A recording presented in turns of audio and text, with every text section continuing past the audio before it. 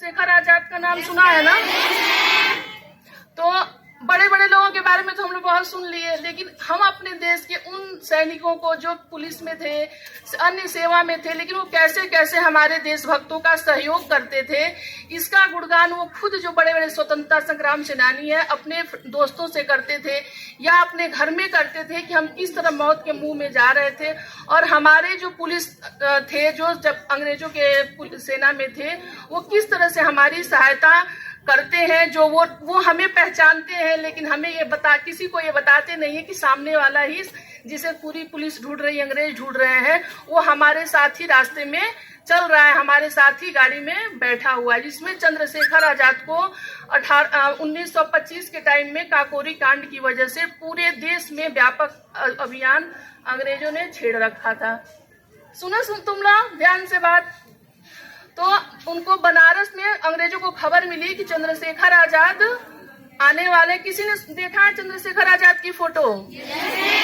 उनकी फोटो एक ही है बस, जिसमें वो मूंछ पे लगाए हुए हैं और जनेऊ पहने हुए हैं। उसके बाद कोई फोटो उन्होंने कभी खिंचवाई नहीं। वो भी गलती से किसी दोस्त ने उनकी खींच ली थी, वो कभी अपनी फोटो नहीं खिंचवाते थे। उस टाइम क्या हुआ, उनके अंग्रेजों के पास कोई फोटो तो था नहीं कि चंद्रशेखर आजाद को वो लोग पकड़ पाते। तो क्या हुआ कि वो कंबल ओढ़ करके और बनारस स्टेशन से अपने घर जा रहे थे बचने के लिए, किसी तरह से कि हम कहीं छिप जाएं। अंग्रेजों को जब ये सूचना पता चली तो पूरे बनारस को छावनी में बदल दिया गया, और जिस रास्ते से वो जा रहे थे उसी रास्ते से बहुत सारे सिपाही भी, कुछ अंग्रेज थे और एक दो भारतीय थे, उनके साथ साथ ही चल रहे थे। और ये कह रहे थे कि मैं मन में सोच रहा था कि आज मेरी मौत निश्चित है।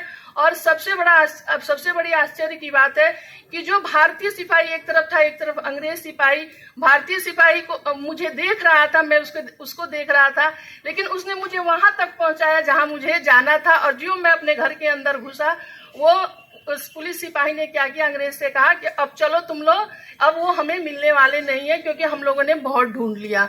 और इस तरह से उस सिपाही ने उनकी मदद करी उनको घर तक पहुंचाने में। और ये घटना उन्होंने अपने तो किसी से नहीं कही, किसी दोस्त से कही थी जिसने अपने किसी किताब में इस घटना का उल्लेख किया हुआ है। तो ऐसे ऐसे छोटे छोटे हमारे देश के पुलिस और अन्य विभागों में काम करने वाले लोग थे, महिलाएं थी, जिन्होंने हमारे देशभक्तों की बहुत तरीके से रक्षा की है। और हमारे देश को स्वतंत्रता दिलाने में इन छोटे छोटे लोगों का भी बहुत बड़ा योगदान रहा है।